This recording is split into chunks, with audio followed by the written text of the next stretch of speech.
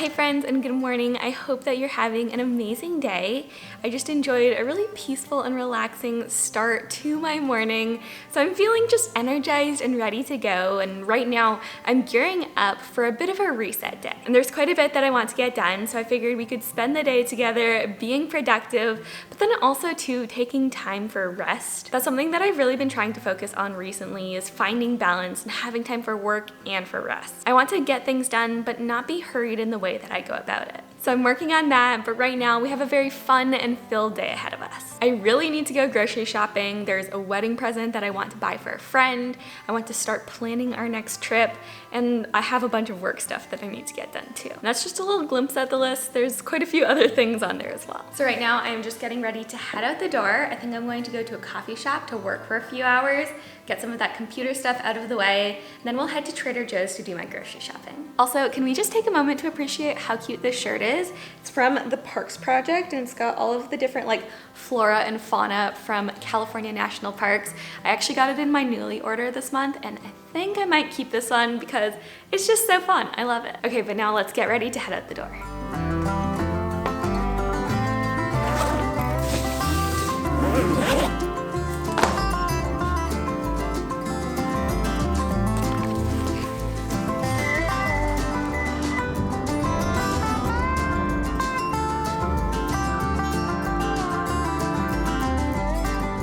So I just arrived at Undercurrent Coffee. This is one of my favorite coffee shops in Charlotte. They always have the most fun seasonal drinks, so I'm going to order one of those, sip on that, and while I do that, I want to respond to a bunch of emails. I need to clear out my inbox. There's a lot that I need to respond to.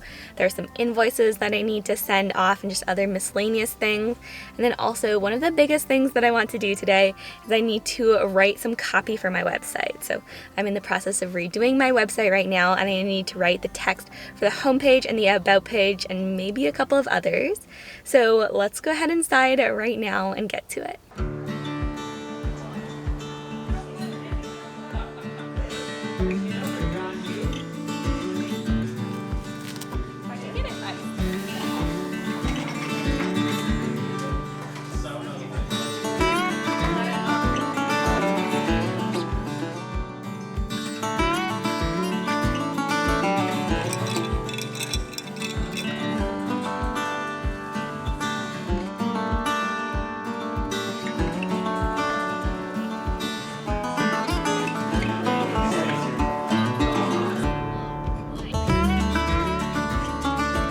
Okay, so it's like 2.5 hours later now. Just had a productive little work sesh.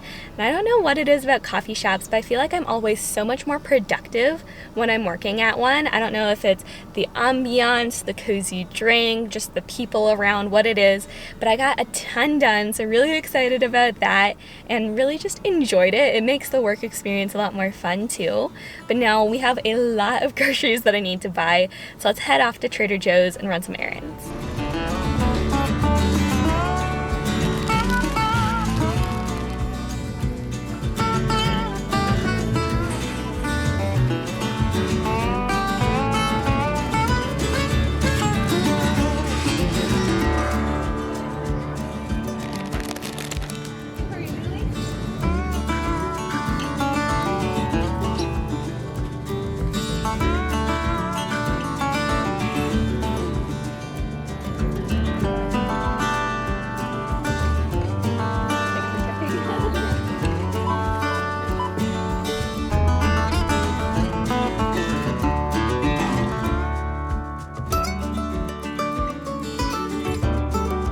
Just got back from Trader Joe's and was able to stock up on so many delicious things. Let me do a little haul for you and show you what I got. Let's start with the frozen stuff so I can put that away first. So the first thing that I got was this sweet potato gnocchi. If you watch my 24-hour routine from a couple of days ago, you'll see I featured a recipe with this guy in it. It was so good, so I want to recreate it. I also got some frozen broccoli. These are just great for adding a bit of vegetable to any meal. This was something that I've never tried before, but it looked really good. It's Korean-inspired bulgogi beef with fried rice and kimchi. sounds really tasty and I love bulgogi, so I wanted to try it. Then we also got some chicken fried rice and mandarin orange chicken. These are both great, easy meals, and that's one of the things that I love Trader Joe's for. Then the last two frozen things, I got a couple of treats. These are the Trader Joe's vegan cookies and cream and vanilla bean bonbons. They're basically like little bits of ice cream that are vegan, so my lactose intolerant self can have them. They're covered in chocolate and they're just like a really tasty snack. And then these I've never tried before. They're the fruit frenzy bars with raspberry, lemon, and strawberry. It's just basically like a fancy popsicle, but during the summer months it's really hot here, so I thought these could be a refreshing treat. So that's all the frozen stuff. I'm going to put that in the freezer really quickly so it doesn't melt, and then we can continue on with the rest of this.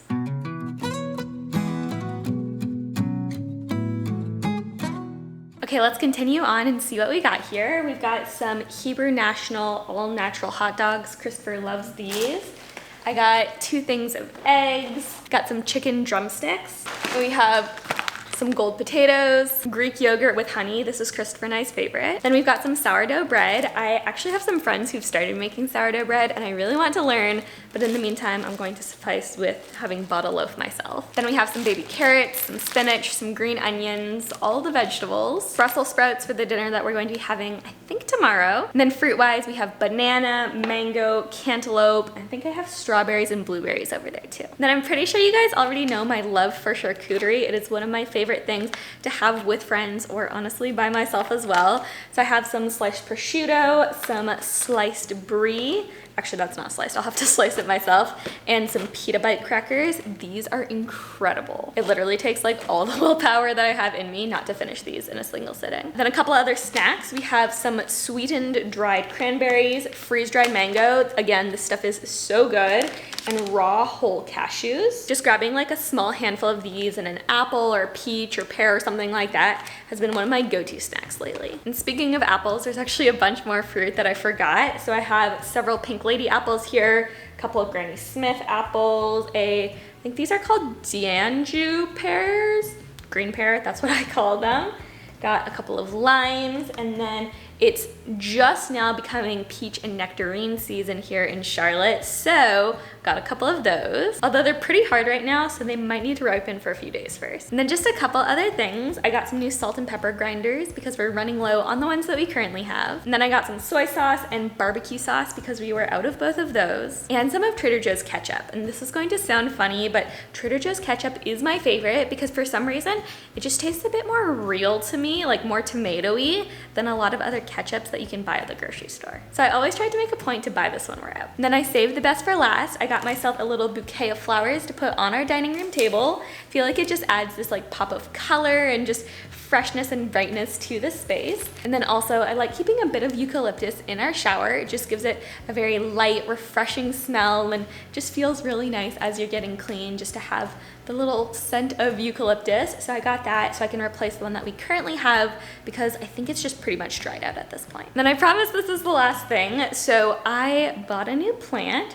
I'm not sure the name of it, but I thought it was really cool. I'll show you guys like a little close-up of it. And I just thought that this was so pretty and dainty. It's not like any of the plants that I currently have. And if you look on the shelf behind me, I actually have a ZZ plant there, or I should say it was there. It's pretty dead at this point.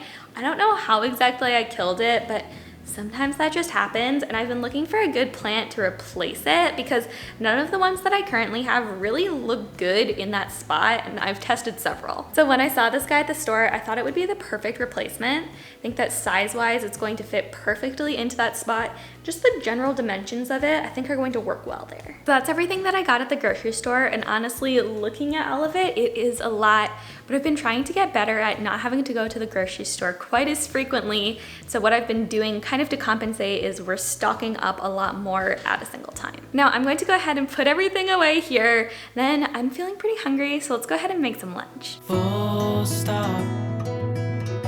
Can't believe I live in your thoughts. I think about you all the time, morning, evening, and midnight. Such a wonderful delight.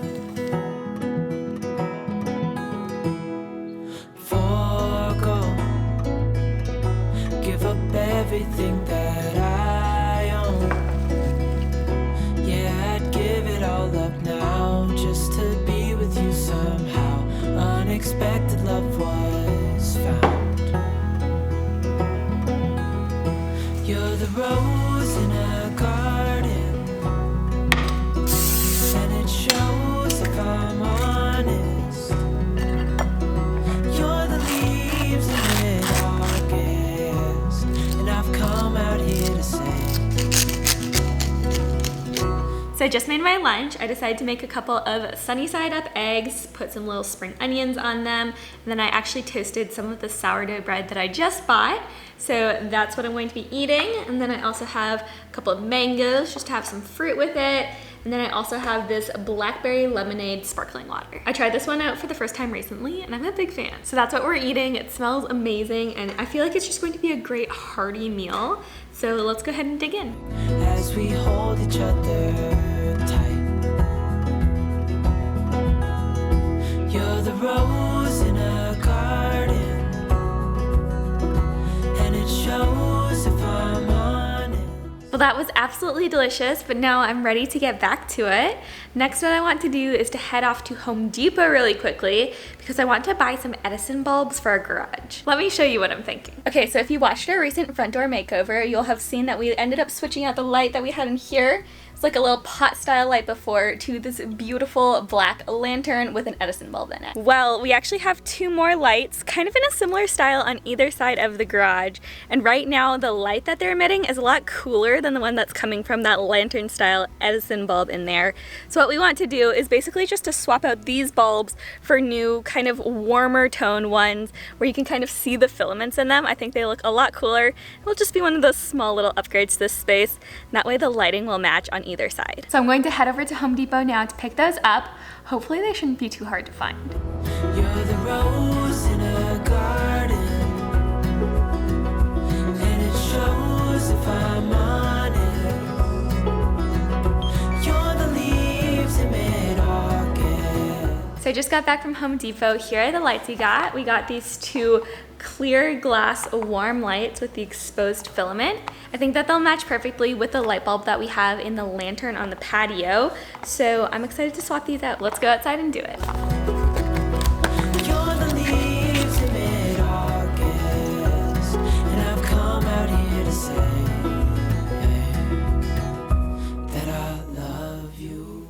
Okay, all done, and I love how that looks. I think that at night especially, it is going to be just so nice and warm and inviting, and I'm excited to swap from the cooler lights to the warmer ones, but I literally had to come right back inside because it is literally 100 degrees out, and I was just melting, even though I was out there for like 3 minutes. So we'll save these light bulbs that we swapped out for another time because they still work fine, but now I want to move on to our next project. That's that I need to measure our dining room. As you might be able to see behind me, we have a very exciting addition to our dining room. I'm kind of in the process of slowly redoing this room. I'm going to do a whole video on it at some point, but one of the other big things that I wanted to do, in addition to kind of having a little cabinet in the corner to be basically a focal point for the area, so I really wanted to put a rug in our dining room. Right now our living space is all basically just one big area, and I want to work at kind of creating more defined spaces within the room. So I figured a rug for the dining room would be perfect, and I've finally gotten Christopher on board. So what I want to do now is to measure basically the dimensions of our table and to figure out what size rug is going to work best for this space. I'm pretty sure I want to go with either an 8x10 rug or a 9x12, but I'm not sure which one. So what I want to do now is basically I'm going to measure out the dimensions of each and basically tape them out so I can get a visual idea of, okay, what will this size of rug look like when it's actually in the room. So I'm going to get out a tape and a tape measure, and maybe you can help me figure this out.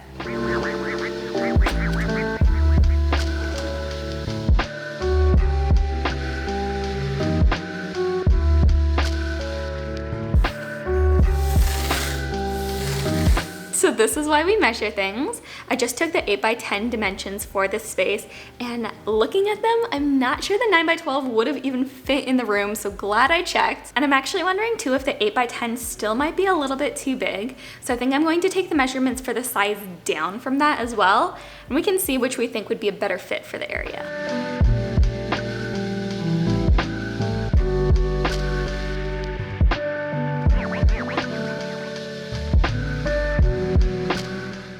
Okay, so here are the two rug sizes that we've mapped out. The wider one is the 8x10, the smaller is 6x9. And I think my first impression is that I'm leaning towards the smaller one, the 6x9. The only thing that I'm concerned about is if I take the chair out, is it going to basically make it so that it gets caught on the lip and it's hard to put it back in its place? But I don't know, what do you guys think? I feel like we could go either way with it. It's just a matter of, do I want this area being more rug or still having a lot of the natural wood underneath? The only other thing going through my mind with this is with the 8x10, I'm worried that even if I probably would shift it a little bit further over than I taped out, but even so, I'm worried that it kind of would start impeding on the kitchen area a little bit. Obviously it isn't touching or anything, but I still like there to be a bit of breathing room. So let me know what you guys think. I'd love to hear your thoughts. Okay, so next on my list is I need to buy a wedding present for some friends who are getting married, I think in 2 weeks. And so I'm going to hop on their registry and hopefully be able to find something that can ship to our house before then. But like I was talking about earlier, I've really been trying to get more into the habit of balancing work and rest. I feel like this is one of those things that I can do while chilling out a bit. So I think I'm going to make myself a fun afternoon drink as a little pick-me-up, and we can sip on that while I pick out a present.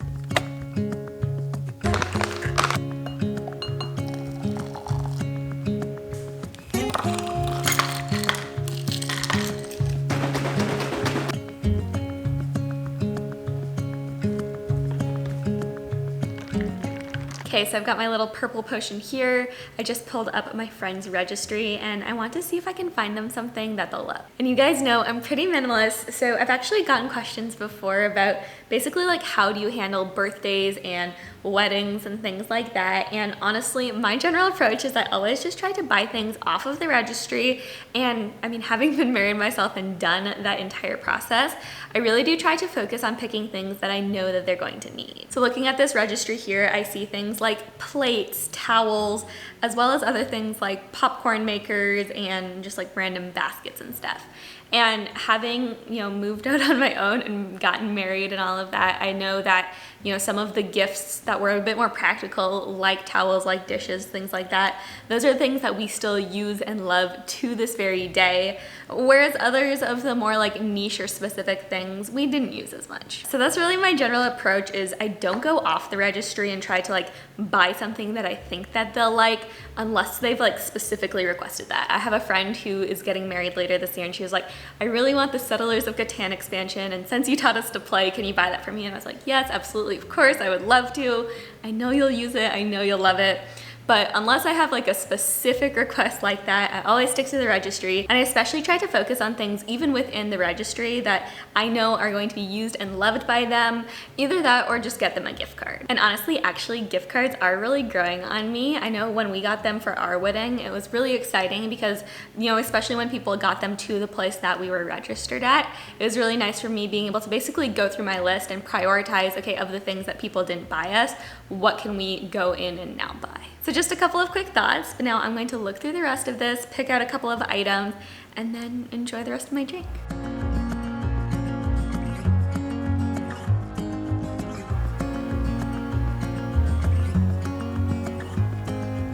So I just ordered everything and I decided to get them some measuring cups, measuring spoons, and a set of the dishcloths that they requested. I think that those will all be some really useful things, and then I think I might get like a $25 gift card or something like that to go with it. So we can check that off our list. Hopefully those will come in the next couple of days so I have time to wrap everything and make it look pretty before the wedding. Okay, so next up I want to do a bit of repotting and plant care, and there are two big repotting projects that I want to tackle first. So I have this little plant that I bought earlier, and I want to basically transplant it into the pot that used to hold my ZZ plant. I think that the color works really well in here, and I'm not super huge on the design of this pot. So I want to transfer this plant. I still don't know the name of it. If you know, let me know in the comments. But I want to transfer this into this pot. And then the other thing that I want to do is I have these little propagations that have been going for a couple of weeks now. They've got some pretty extensive roots growing. So what I want to do is basically I'm trying to add more stems to this existing pothos plant that I have. So I'm going to plant them in here, and then I'm actually going to snip off a couple more pieces from the bottom because basically this plant is just one long stem, and I'm trying to make it so it has multiple different like outcroppings and growths from it. So I'm going to chop off a couple of leaves here, start new propagations, and then also plant these into the existing planter. Hopefully that makes sense, but if not, you'll see what I mean in a second. Okay, let's get to work.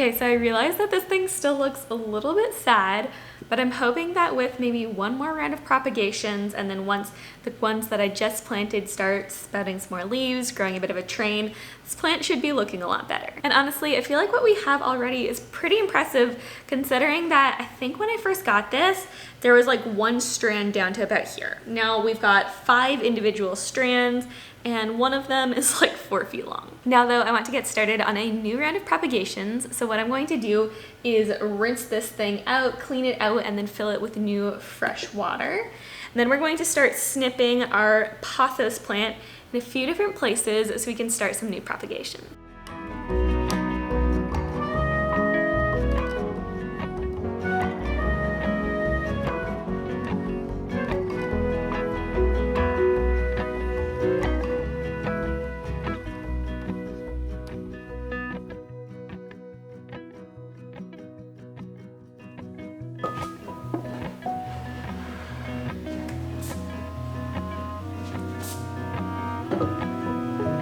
Okay, just put all the plants back where they belong, and I feel like they're looking so good. Cannot wait to see this latest round of propagations. I ended up deciding to propagate like a little bit more. I think there's like 2 leaves on a couple of them, and I think that will just make it so that we can fill out kind of that little planter a bit faster. So I'm looking forward to seeing the progress with those. Honestly, just being able to see plants, grow new roots, new leaves, that's always something that just brings a smile to my face. It's so exciting. But now I want to do a bit more plant care. I think it's been about 7 to 10 days since I last watered the rest of my plants. Obviously, I just watered all the ones that are repotted, but I want to go around my home really quickly, get out my watering can, and just give all the rest of my plants a good watering.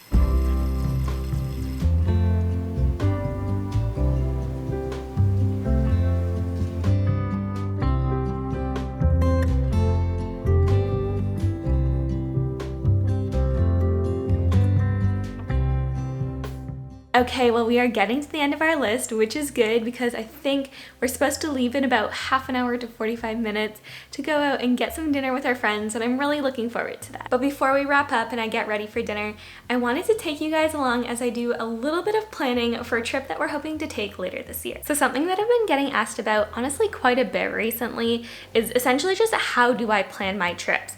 Where do I start? What do I do? And kind of what goes into it. And so since I'm actually in the process of planning one of our trips right now, I figured I'd just take you along and kind of walk you through what that looks like. So when I'm planning travel, the first 2 big things that I always try to figure out are where we're staying and how we're getting there. So usually that involves either a hotel or Airbnb for where we're staying during the trip. And then typically we're either going to fly or drive to the location. For this trip in particular though, Christopher and I have been talking about this one for quite a while. We're wanting to go to England and France. And I've actually been to both of those places before, but Christopher hasn't, and they're pretty high, if not at the top of his bucket list. So we've talked and we've decided that before we have kids, that's something that we want to check off the list. So because we already know where we want to go, I'm going to start with flights. And basically, I'm just going to look up like Charlotte to London, Charlotte to Ireland, Charlotte to France, and try to figure out what airport's going to be the cheapest for us to fly into and when. We do have a couple of upcoming events on our calendar already for later this year, but typically it's a lot cheaper to fly in October, September, November, kind of towards the fall than it is in the summer, especially right now with gas prices. Plane tickets are just crazy expensive. So I'm going to probably try looking towards the fall and basically just try to find a time that's cheap, where it's very affordable for us to go, but also that kind of aligns with our schedules. So let's do a bit of searching now and see what we find.